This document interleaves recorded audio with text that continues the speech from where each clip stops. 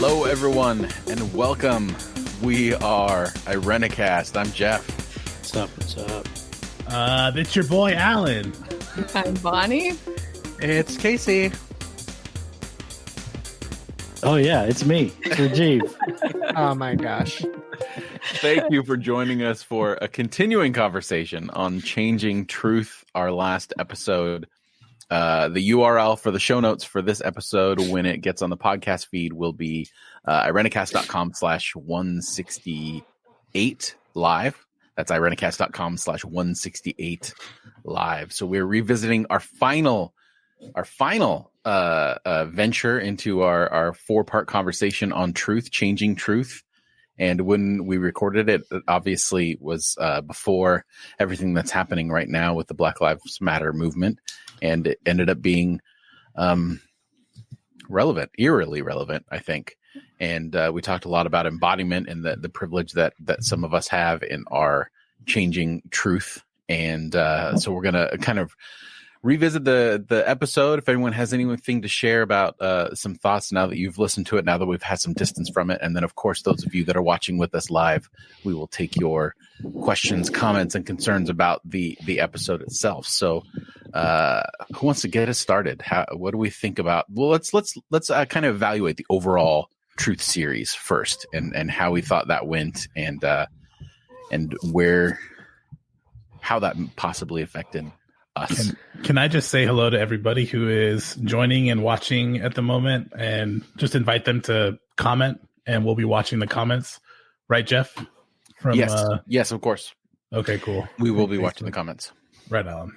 I also want to be mindful that our interpretation of the 4-part series we just did is our truth, right? So it's our perspective.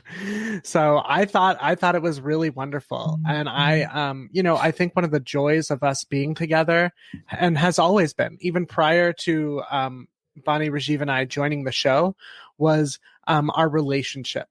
And hearing from each other and learning from each other. That's sort of what inspired us and encouraged us to do intersections. And I think what brought us into Irenicast was our ability to be in relationship, to share and to learn from one another. And I really just want to say to Rajiv, your whole thing on friendship has changed my life in the way that I interact with the people that I care about and the way that I receive love. And so what you shared was a truth for me, a capital T. And so I appreciate you for that. And I think that there were a lot of things that we shared out, but that really came home to me. And so I want to say thank you for that. Maybe I'll start capitalizing R's in truth for Rajiv's 4 R's to remind myself.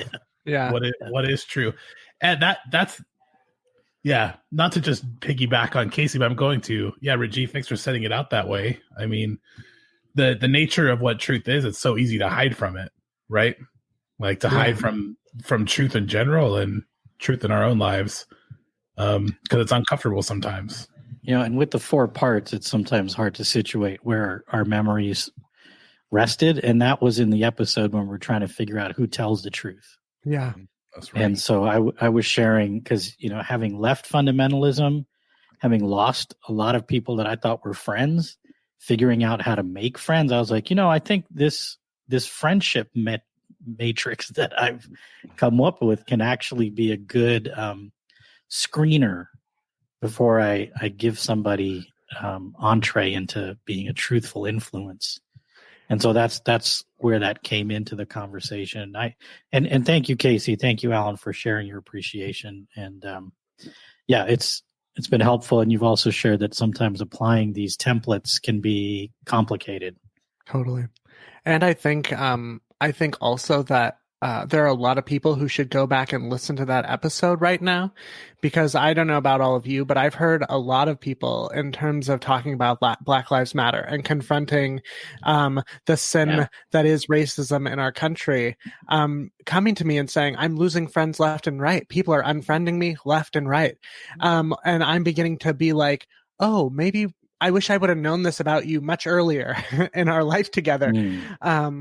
And so I would encourage anybody who is sort of, in terms of Jeff started this by saying, are we going to talk about, all that's happening? And I just want to say, this is a good opportunity for all of us to really look at our values, look at those 4 R's that Rajiv has invited us to notice in our relationships and ask ourselves some hard questions. Right. Hi, Janelle. Hi, Selah. Yeah, hey, Selah. I saw that. Selah, hi, Janelle. Thanks for shouting out there, Selah. Coast to coast. Yeah. Florida and California. Okay, come on, Jeff. Make it so that the little thing pops up at the bottom that Selah says hi. Yes. Selah says hi. Yay. Just noticing us, this Jeff looks like he's in the scene of a rom-com, like a restaurant scene. He's got the beautiful glowing light. I look like I'm in a hostage video. Got this glaring light in my face. That's the light of truth, Rajiv. The light. That's all it is. It's the light of day. Luckily, none of us look like we're in a bunker afraid. Not yet. That would be Trump. We're not following. Doing an inspection, making sure everything's okay. Oh, right. So one thing that we invited just for people who are watching, we're inviting people to share stories of times when they went through truth change, when something big for them that they once believed had changed. And like Bonnie asked us in the episode, what did that feel like for you? Can you even remember what it was like to hold that kind of cognitive dissonance and to make that decision oh yeah, now this is something I'm going to let go and this is something I'm going to hold on to. So feel free to put that down in the comments and we'll make sure that we say hi to you. And oh my God, sorry, it's Mona, it's Melody. So wonderful. Hi, Melody. Hey, Melody. Former founder of Irenicast. Yes. Melody, aka Mona. How are you? I think collectively we're at a moment where we're going through a truth change moment right now as we speak. Totally. I've heard so many people who are older than me say, I've never experienced anything like this, where, we woke up 4 weeks ago perfectly comfortable with racism. And now we are at a place where we're not okay anymore. At least, the eyes are being opened up. People's hearts are being opened up. And Black Lives Matter is a movement that is taking the world by storm. So it's exciting. It's an exciting time. It's an exciting time of truth change, or at least perspective change. Right. And I know this is, anecdotal, but when these things have happened in the past, my Facebook feed has been very divided. And although there are still certain elements of it, there are people who are using the hashtag Black Lives Matter that I never would have thought would have finally gone in that direction. And I think that there's beginning to see some some Joe Osteen directions and Mitt Romney right. Joe Osteen, come on. Yeah, come on. Hi, Even Cadence. Pat Robertson was tearing Trump a new one. Hey, you got to put Cadence up there too, Jeff. Yeah, absolutely. We got to see her. There we go. Yay! Hi, Cadence. Yeah, I know. When Pat Roberts is Robertson is doing this thing, it's sort of oh wow, that's and he's not blaming the gays for the first time maybe in history. And then so maybe that's what looking at what it feels like for us as a society to shift truth shines a little bit of light on what it feels like as an individual to shift truth too. And maybe we should be careful about how we're using the word truth here. Yeah, because totally. The truth is the truth, and there are now people who are opening their eyes to a reality that has just existed and been there, whether you've been able to see it or not. Yeah. So so it's more of a perspective change, but maybe the experience of it is a truth change. Hey, Lisa. Yeah, I agree with you, Bonnie. Hi, Jamie, saying, y'all are the best. So glad to see your faces and hearing you at the same time. Yes. Right. I love seeing all your faces too. Just want to say that. I wish there was a way to pop up those people. I think I personally know Jamie. But Oh, So from yeah. So Shannon just said, my school district is hosting, she's a teacher, by the way, sessions around what we can learn from each other and what we can do as a district and a community to evolve. Wonderful. That's awesome. And props on your profile pic. That's awesome. And Yeah. I would say, white people, it's about to get really uncomfortable. Totally. Stay with it. Stay with it. The more comfortable you get, the more you're actually deconstructing the racism that's inherent in each and every one of us. That's right. Because I think this white supremacy thing, it keeps coming back around. So if we're going to actually put it behind us for real, we're going to have to all be okay with being uncomfortable. That's right. Yeah. I mean, I grew up Lutheran, and one of the very first things we do at the start of worship is the confession of sin, right? It's not individual, it's collective. And one of the things that we start by saying is, forgive us for the things done and undone, said and left unsaid. That's always an uncomfortable moment when we are struggling to recognize the things that maybe we did not say, but are still things that we were complicit in, or things that we did not do, but still that we were complicit in. And we have to be able, like you said, Bonnie, to sit in those moments, and listen and receive, and also acknowledge how we played a part. It's so important. Yeah. I think, Hi, Bonnie, Courtney. It goes Yeah, back hey, to Courtney. what you were talking about a little bit when you talked about the difference between like a truth change and a perspective change. And I think Yeah. that's one thing. We did have a comment from someone in the initial post for the episode from Robin O'Dowd, who talked about, she said she may have missed it, but she was listening to the series and she wanted to know did we ever define truth? What is truth? And I think that she later clarified, she's not asking what truth is, but the word itself. Like when we say my truth, like what do we really mean when we say that? And I think that a lot of times it starts out as a perspective change that evolves into something.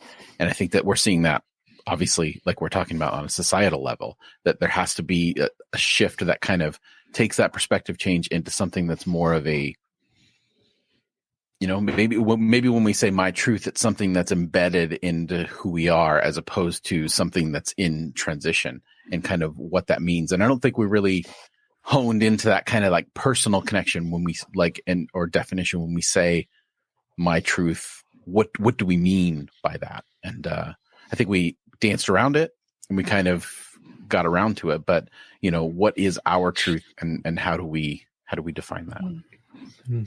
So that's what I'm reading at the moment and digging into pretty hard with Parker J. Palmer and then Leticia Nieto. And that's what I was like thinking about in terms of personal exploration and societal exploration. Truth being like that part of us that's like hidden from when we were kids to survive, like adding layers of armor around it so that when we're interacting with other people, we're protecting that part of ourselves that's like so vulnerable, and we get really disconnected from like the roles we play and the truth that we're actually holding that undergirds our lives. I know Casey's been talking about that for like years with me, and honestly, it's taken this long for it to just like make its way into my head for real. And then thinking about on a societal level, I've heard about oppression or racism being described like an article of clothing. Maybe it's more like armor. And for those people who are uncomfortable, Bonnie, who are white, who are going through this process, it's a lot like taking an armor off. And so in that process of doing that, you feel more vulnerable. There's, it's not just a consciousness change. It's also like stepping into the vulnerability of being different. And scheduling listening sessions, Shannon, that's awesome, because like even listening to ourselves is really hard, much less listening to society as a whole. Right. I think sometimes when we say my truth, we equate that with something that resonates deep in us. Yeah. And when you have been brought up in structures and systems that have privileged you, then that resonance can't always be trusted. And I think that's where it begins to be a little complicated. like, how do you ask the questions that you need to ask of the things that seem to resonate deeply within you? And also hold that it resonates deeply and therefore has something to offer. I don't know if that makes any sense, but I just think we're in this moment where, how do we, I know in complexity theory, there is a lot to say about resonance. That takes other people though. It like does. that resonant thing, the back and forth, actually discovering what you do believe and who you are. You can't do it alone. And that's like the weird paradox of it all, is that it takes spaces with other people who are tending to you and giving you enough space and not like infringing on your own journey. One thing that Parker Palmer, there's people who are commenting, so I don't want to take up too much space, but his definition of truth that I came across, he says my working definition of truth is simple. Though practicing it is anything but. Truth is an eternal conversation about things that matter, conducted with passion and discipline. Mm-hmm. Mm-hmm. Relationship. It sounds like relationship to me. Mm-hmm. Right. Well, Eric says, my truth equals my core. It's what is unique to me. And I think that's true. I think that speaks to that idea of what resonates with us. And I think that what you were saying, Bonnie, which I think is the hardest part, is what do we do with that? I think we stop at that resonates with me. It's my truth there, instead of just going to that next inevitable question. Why does that resonate with me? Yeah. Should it resonate with me? And then those are the tough questions that I think lead us into the changing truth that we established in our conversation in this last episode, was gradual and came with very little hardship for some of us. And for others of us, it was the end of the world emotionally, right? Like the term bottom dropped out was used a lot in that conversation. And I think that the way that you worded that, really, Bonnie, like resonates with me. Like really, like how do you question what resonates with you? And that's a tough thing. I can't look at your face, Casey. I can't look at your face, Casey, because you make me laugh like too often, too much. Before you guys answer that, Jamie says, I've heard you all bring up that in between in relationship is what matters, and what makes things true versus being static truth. Mm-hmm. Yep. Sounds like process. That is the Jamie I know. Hey, Jamie, it's good. Hi, Jamie. She's a great person. The idea of truth in isolation is problematic. I think I haven't examined this too carefully. There is because you can get in this cyclical thinking, and what you were talking about, Jeff, where you examine, if you're asking yourself, how did I get here? How does this measure up? Et cetera, you can really get stuck. And I think we're seeing this moment where people are forced into, for lack of a better way of putting it, choosing a side. And they're choosing entrenchment versus openness and vulnerability to reshaping their thought patterns and beliefs. And it's painful, that process. Even when you're headed in the right direction, the breaking open of the shit in your past, stuff that you should be letting go of, that's painful too. Yeah. Even though it's the right thing and you're going the right direction, there's still pain. Yeah. Right. And if it happens too quickly, you can go back the other way, I think. Yes. So we all have to love each other through this and treat one another with, grace and patience. I think the other thing to acknowledge is that this is 400 years, right, of stuff. And a part of being a white person is we're very impatient and we expect things to happen immediately. And we're going to have to sit with ourselves. We're going there is no patience. There is no getting through this quickly. You know what I'm saying? And so I think, Bonnie, what you're saying is true. You have to be prepared for the long haul. This is not something that you're going to dismantle overnight, although it should be. It's going to take a lot of confronting, a lot of talking, a lot of building relationships, and recognizing that this is not just going to happen. You're not just going to magically, be anti-racist tomorrow. You're going to you have to do the work, just like anything. Yeah. Mm-hmm. I'm learning right now about like what I have power over and what I don't have power over. Like this is such a weird conversation. This is all new to me. And so I'm like excitedly just grabbing stuff and learning so much, but there are certain things that I can't change, like that I have to recognize and then grapple with.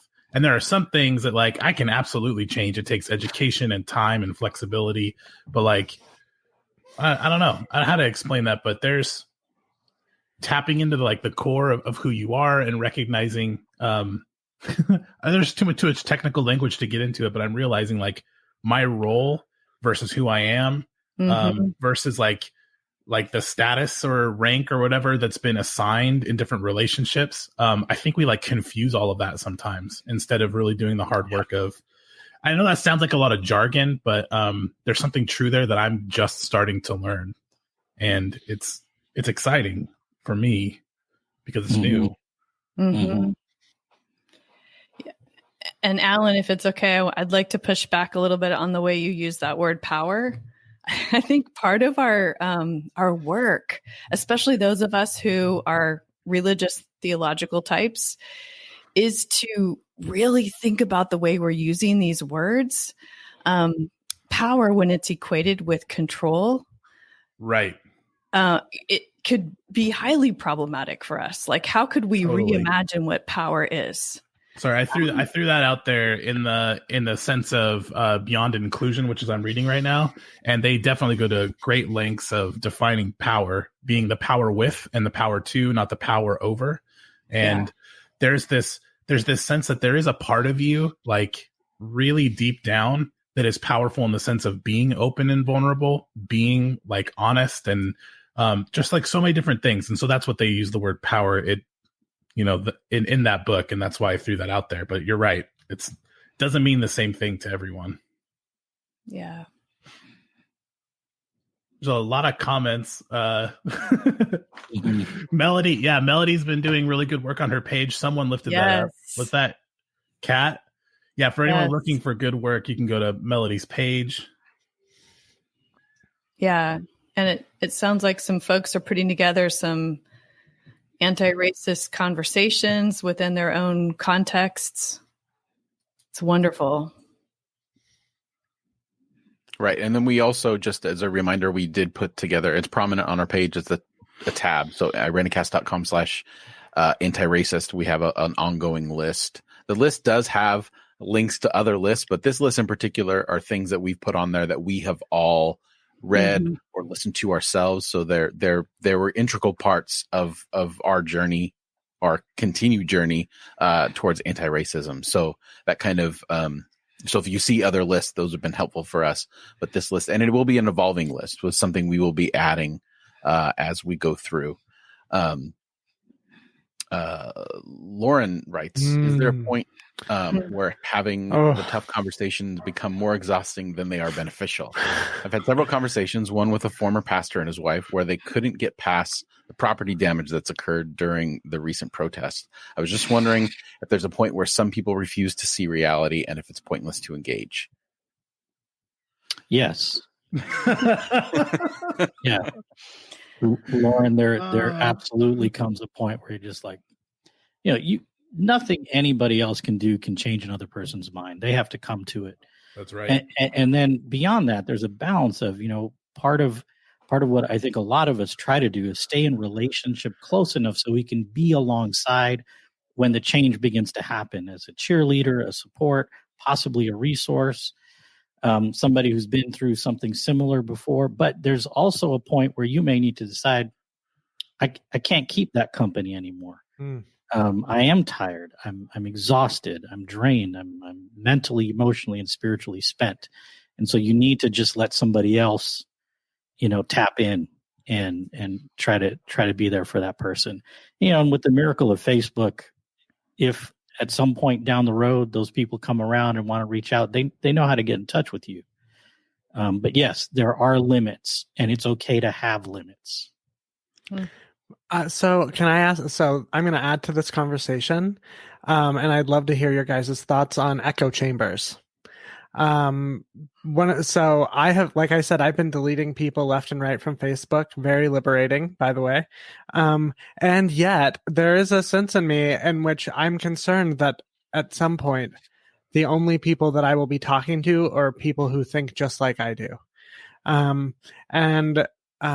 much as that would decrease my anxiety significantly, I don't know if that, I wonder what you think of that. Because I agree with Rajiv. If it's not safe, or if it feels like this is just not going anywhere, sure, bye. Well, sorry.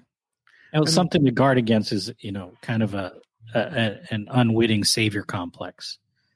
And we really want to help. We want to be helpful, but none of us are saviors. Right. Yeah. I try really hard to make a practice of not deleting anybody from Facebook. So, and it doesn't mean that I don't have an echo chamber on Facebook. It's just, sometimes people self-select and just realize that it's when not. When they ask me, I just happily respond. When they just say, for all of you who, believe that Black Lives Matter, just delete me. I'm just doing the kind thing and helping them out, Bonnie. That's all. Yeah, but I do think diverse conversations are really important. To speak to Lauren's point, one thing I found helpful recently is just maybe your work is just to get really clear. That's it. Not to change someone, not to give them advice, not even to connect them with resources, but just to really be clear on like what they're saying and what you're saying. And that's been really empowering for me. Like my friend Ruth, who I talk about sometimes because she has a lot to offer. She was talking about how some people contact us just because they're looking for someone to confirm their opinion, not to have a conversation. But they frame it as if it's like, hey, let's have a conversation about this. But really all they want to do is just have someone say yes to what they're saying. They want to share that. And so thinking through what someone is saying and then responding to them and saying like, hey, it looks like, this is the case, but doing it in a very organic and compassionate way can help someone think through like what they're actually going through, what their real questions are. And then I've come to a place with some of my conversations where I'm like, I ask them really direct questions that are surprising even to me. And then you clear up like what you're actually doing here in your conversation. And sometimes it ends because there's not a sense of wanting to learn together. So I hear that, Lauren. It's a tricky thing. Yeah. And Melody, aka Mona, I think we need all of our energy and patience to teach, even if it's hard or irritating. It's a culture war. When we delete people, we burn a bridge forever. Community breaks down. It's a culture war. There is some truth to that, but then there's also if it's hard or irritating, but are they teachable? Do we have teachable moments? And I think that there are sometimes that place where you're like, no, that this is. I've reached my end in terms of this. And I think maybe sometimes we've conflated our relationships with people online versus the real place. Like maybe I do need to engage them, but maybe now I understand that this is not the platform to do it, or this is not the space to do it. Maybe it's as simple as, hey, let's go to coffee. Let's talk this out. Clearly we're airing this out in a realm that's not there. And that depends upon where your relationship is with that person as well. So I think that to think that the teaching has to happen online, that we have to post this, we have to put there. I don't think that that's necessarily an avenue too. I think that's the beauty of it, is that we have these other avenues to be able to connect with people, but we don't. Well, I see David's comment, but I want to stick with that other one for a sec. I think to me the culture war smacks of a conservative right-wing talking point, and I'm not sure I want to take that bait. Right. I agree. And the other part, as far as the teaching thing, that to me also feels like it's colonialistic in a sense. So I think when we see ourselves that way, we've got to be really careful how we view ourselves. Again, none of us are saviors. None of us should think of ourselves as saviors. That's right. we all have different roles to play in different people's lives. And for some, it's my Facebook page is completely safe. So if I have like already gone through and weeded out the folks who aren't going to be safe to hang out with. And so knowing that can be really helpful to people. And others, and I'm not saying about that about mine personally, but some people playing that role is important. And other people, say, if you come to mine, you're going to see a whole lot of back and forth. So we all have different roles to play in this, and they're all super important. Yeah. Mm-hmm. And I think going back to Lauren's question, we need to figure out what's safe for us to make a difference. And I think that there's that line between pushing ourselves and doing that hard work and overextending ourselves and, getting exhausted in the process. I think we had an episode way back when about doing justice work and how tiring it is and where do you leave room for rest and space. But I mean, that's a whole nother subject. And one more thing real quick, if you're feeling really tired, it may be that it's your time is best spent in a listening, receiving posture, not jumping to the teaching posture. I want to hear that again. That's so good. I think for all of us, if you're really tired, it could be that the universe is telling you just sit at people's feet for a while and let the other teachers do the teaching. All right, we'll go to another. This is great. We're getting like all kinds of comments and stuff. But let's hit David's though. That came up again. Right? Well, just before we move on from this particular point, there's just a couple things. Melody responds with, "We are all teachers all the time. A good teacher is the opposite of a savior." And then we have Lisa Butler says, "I know my posts irritate some people, but once in a while there's a moment our conflict is helpful. Some people don't have many friends that don't echo their own beliefs." Mm-hmm. And then Gloria, thank you for joining us. Her 2 cents, she literally put 2 cents on there. Thank you for that. That's great. I never advocate for people to stay in toxic relationships. So if you are toxic to me or my friends, then you have to go. And I think that that's also a good point as well. Such great wisdom. Thank you all. I met Gloria on the street in Reading recently, protesting. Cool. Yeah, and it was awesome. I'm with you on that, Gloria. That's the only time I've ever deleted somebody from social media is when a friend is feeling unsafe. Right. Mm-hmm. So we're going to hear from David. Sorry, David. Good to see you, David. Being here. So David says, how can those of us who are LGBT utilize our queerness to counter racism while not using it as a prophylactic to avoid taking responsibility for our whiteness? Wow. Yeah. So first of all, this is the 51st year since the Stonewall riots that were started by Black trans women who spent 5 days rioting and burning shit to the ground. And I think that it's important for us to understand that.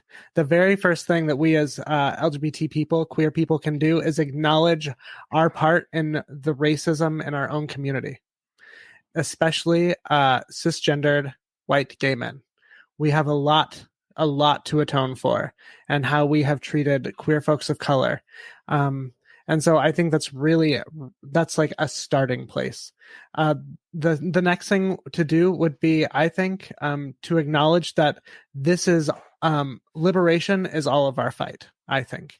And yes. I believe that the world cannot be safe until Black trans women of color are safe. When they feel like they can walk down the street and not be worried about being beat by the police or killed by some random ass person, when that day comes, then we'll know we've arrived somewhere. But we have a lot of work to do. And so as queer allies to the Black Lives Matter movement, as a gay cisgendered man, it is my responsibility to look out for my trans women of color, to hear their stories and to do everything I can to work for their safety and for their economic stability, right? There's a list of things, but I think that those are places where I would start. This touches on my learning right now. You said oppression, like fighting oppression is for everybody. And I think that's absolutely right. Oppression does flow like one way. I mean, it overvalues one person. This is something I'm learning right now. It overvalues one person.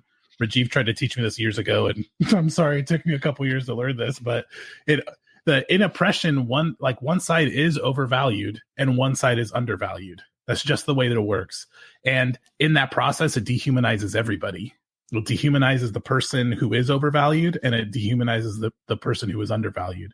And so I just wanted to jump on that. Casey, you said undoing oppression and fighting it and resisting it is the work of everybody. And I just want to say that's exactly right. And I'm learning that now in a new way. Yeah. Right.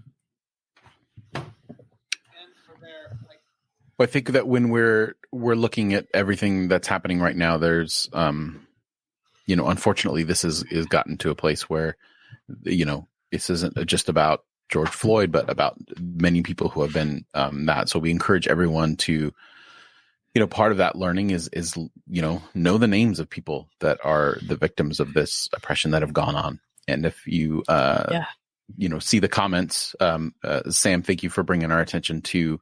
Sam, thank you for bringing our attention to Elijah McClain. What we'll do in the show notes at irenicast.com/168 live, we'll put a couple links to articles and videos about Elijah McClain, I apologize, to just let people know that there are other names and other people who are being forgotten that have suffered the same fate. Thanks, Sam. I'll check it out. Absolutely. Yeah. I heard someone say if you've used the word like Target or Macy's more than Breonna Taylor in this last week, that's something to really think about. Absolutely. That's something to hear. And if you're listening to this on the podcast and you want to come and see some of the comments that we've done, that you can always come to our Facebook page, facebook.com/irenicast, and you can see some of the links and comments that we've had in this particular conversation. And that will be in that link will be in the show notes as well if you're listening this after the fact. And Richard, thank you for chiming in. Well said, Casey. As an LGBT cis man myself, I could not have said it better. So thank you. Nice. Casey's the best. Thank you, Richard. Nice. Yeah. One thing we talked about on the episode that I'm still just really thinking of is I want to hear what it feels like for people who are changing, who are in the midst of it right now. Or if you've had that significant change in your life, what was that like for you? Bonnie asked it and it's just ringing around my head. What does that experience feel like? And maybe actually looking at that, you can lean into it a little more. And something like you said, bottoms fall out or something. I didn't say that. That's another episode, Casey. I was just quoting. Right. Yeah. One thing we talked about in the episode that came up was just one thing I was noticing is the truth change for folks who maybe don't have as much to lose or something like that, or where it's less about my body and my person when a truth is been, the truth change is moving from a place that was already benefiting me. That change is slow. I'm less quick. And it's, Jeff said, a slow burn in the episode. This is something we learn over time. But for some folks, it's immediate and huge and world changing. And so that was an interesting point that came up in the episode. Well, yeah. And, there's things, Bonnie and I have had some conversations about this in different layers of it. And one of the things that we've encountered is when, in this case, in this instance, it's white parents are like, well, our kids are too young. We don't want to talk to them about fill in the blank. And then it's like, oh man, and for us, that feels really difficult because, our kids are obviously not white. And we've, I've had to talk about police and conduct and so on from when they were really little. So I don't know. It's just one of those things okay, how come your kids get to not be aware and my kids actually have to worry about being harmed unjustly from right away when they were able to go to a friend's house? Yeah. One of my members, she just bought a bunch of children's books to read to her 4-year-old, to talking about race. And I was just so proud of her. And one of the things that we were talking about was how she's heard other parents say things like, well, I don't know how to talk to my kids about this because I want to protect their innocence. And I want to say, let's talk about the privilege to even acknowledge, to say that there are some kids in the world whose innocence are robbed from them immediately because they grew up in a world where they learn very early that the police are not their friends. Yeah. But that's not the world that we're working for, where parents have to be worried about talking to their kids. Right. So it's like, how do we hold both, right? Yeah. The world where kids don't need to be afraid of the police or afraid of anybody. And also the reality that we're currently in, which is you do have to prepare your kids for what is. That's right. Yeah. And with kids, I mean, we none of us are born racist. I think that's the most important thing for us to know as parents. Yeah. None of us are born racist. So then while they're in our care during those years, whatever influence we can have on them to help them grow up and not become racist adults, let's do that. Rajiv and I have actually taught a couple of workshops on that, how to talk to young children about race. Maybe we should bring that back at some point, Rajiv. Oh, we've been talking about it, so yeah. I think maybe the time's here. Right. That's why like the social and individual are all connected. Because if there is that place in us that is like proto, that is still there, that has the armor or the conditioning or whatever's on top of it, with enough listening and enough time and enough friends to be around you, you can access that place. And it can be extremely transformative to tap back into that. Yeah. Mm-hmm. Yeah. But our society doesn't make space for each other. Like, when's the last time you had a handful of adults like listening to you, like open-ended, actually process your stuff out loud? Doesn't happen very often. Unless you're on Irenicast and your friends hang out with you all the time.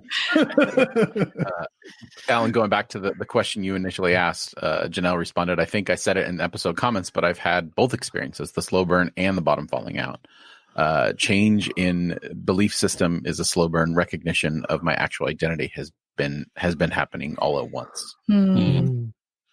We're with you, Janelle. Yeah, absolutely. Yeah.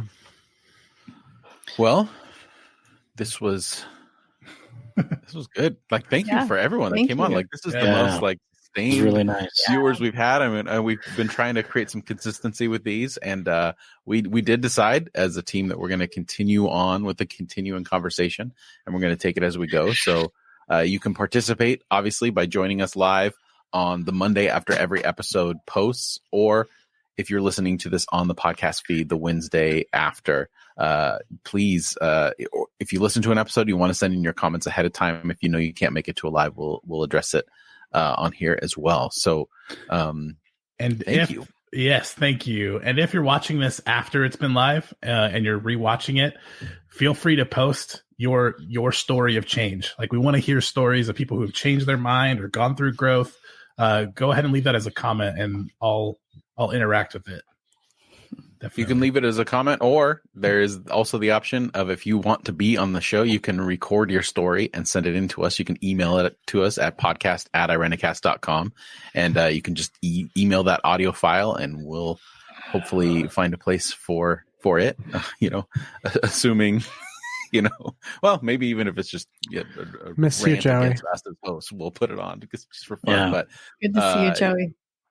We do want to make sure that we get all of your voices in there, because we really do believe that what we're doing with the show is a conversation, and we want the conversation to continue. We want the conversation to be sparked outside of the five of us to all of those, all of you who are listening and right now watching. So thank you so much for joining us. And quick response to Joey's post there. Hashtag break up with white Jesus. Yeah. Hashtag break up with white Jesus. And for those of you that are just listening, Joey said, I have found that there has been a correlation of deconstruction from religious trauma and this ideology surrounding race and privilege. Just going to keep processing. That's all we can do sometimes. White supremacy and evangelical Christianity go together.